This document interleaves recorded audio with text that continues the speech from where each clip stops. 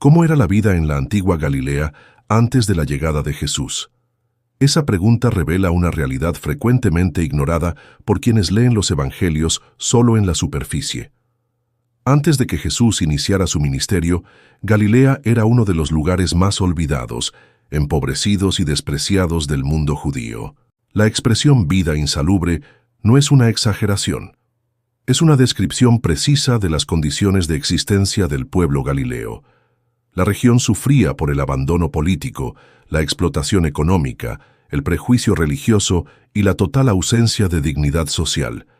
Vivir en Galilea era para muchos una experiencia marcada por miseria material, sufrimiento físico, exclusión espiritual y opresión institucional. Para entender el impacto de la presencia de Jesús en esa tierra, es necesario primero sumergirse en ese escenario de profunda precariedad, donde necesidades básicas como agua potable, alimentación adecuada y atención médica eran inexistentes. Era en ese ambiente degradado y olvidado donde el pueblo intentaba, de alguna manera, sobrevivir. Las casas en Galilea eran estructuras básicas de supervivencia. Construidas con barro, piedra y paja, ofrecían poca protección contra el frío de las noches o el calor intenso del día. La mayoría consistía en una sola habitación donde todos dormían, comían y se refugiaban. Sin ventanas adecuadas, sin ventilación y con un piso de tierra compactada, estas construcciones acumulaban humedad, suciedad e insectos. Alrededor de estas viviendas no había calles organizadas, pavimento ni ningún sistema de drenaje.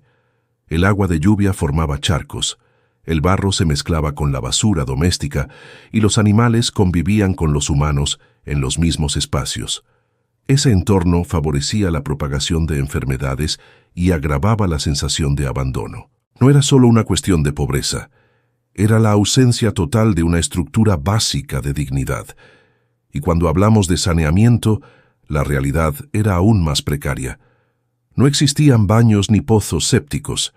Las necesidades fisiológicas se hacían al aire libre, muchas veces cerca de las zonas donde se preparaban alimentos o se almacenaba agua.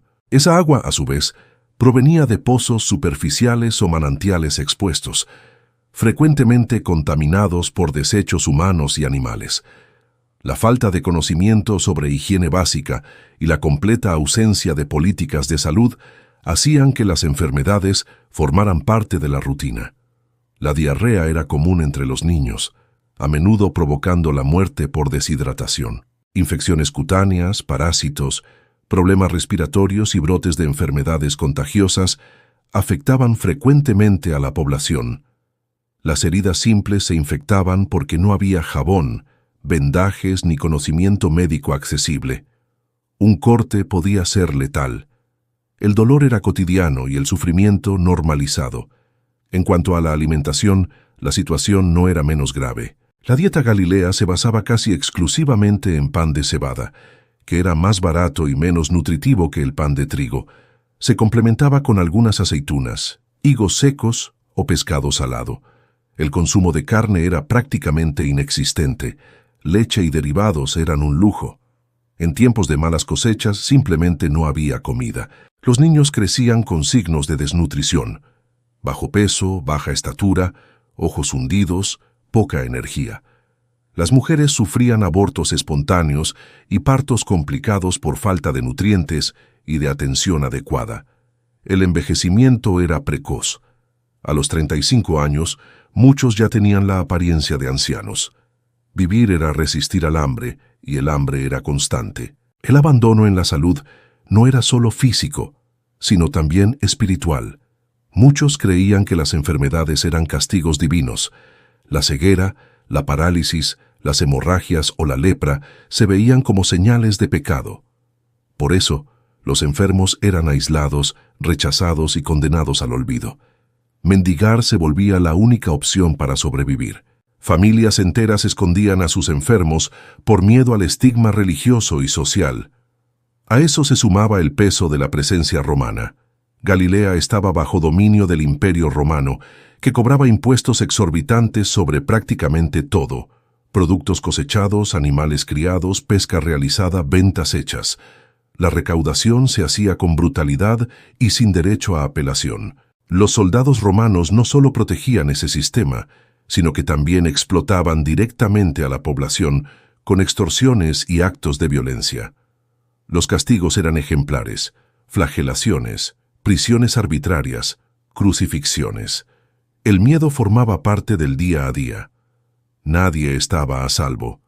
Los recaudadores de impuestos, muchas veces judíos al servicio de Roma, eran vistos como traidores y generaban aún más tensión. Existía un sistema de dominación que aplastaba al pueblo galileo en todos los frentes. Y no bastaba con la opresión política y económica. La religión también era un instrumento de exclusión.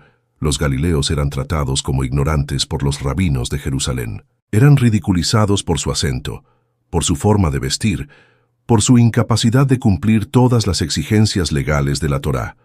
Vivían lejos del templo, lejos de los centros de culto, lejos del reconocimiento. Eran, al mismo tiempo, demasiado pobres para cumplir los rituales y juzgados por no hacerlo. La religión institucional no los acogía, los empujaba aún más hacia la periferia. Era un sistema que validaba el sufrimiento y reforzaba la exclusión. Ser galileo era ser visto como impuro, indigno e invisible. A pesar de eso, había resistencia. No una resistencia armada, sino una resistencia de supervivencia. Las comunidades se apoyaban, compartían lo poco que tenían, cuidaban unos de otros dentro de lo posible. La dignidad se defendía en lo cotidiano, en la crianza de los hijos, en el trabajo duro, en el respeto por la vida, aunque ésta fuera casi insoportable. Antes de la llegada de Jesús, Galilea era eso: un lugar olvidado, enfermo, explotado y oprimido. Un lugar donde la vida era insalubre en todos los sentidos. Pero es precisamente en ese escenario donde algo nuevo habría de suceder. Y para comprender el valor de lo que vino después, es esencial ver con claridad lo que había antes: un pueblo viviendo al límite de la dignidad humana,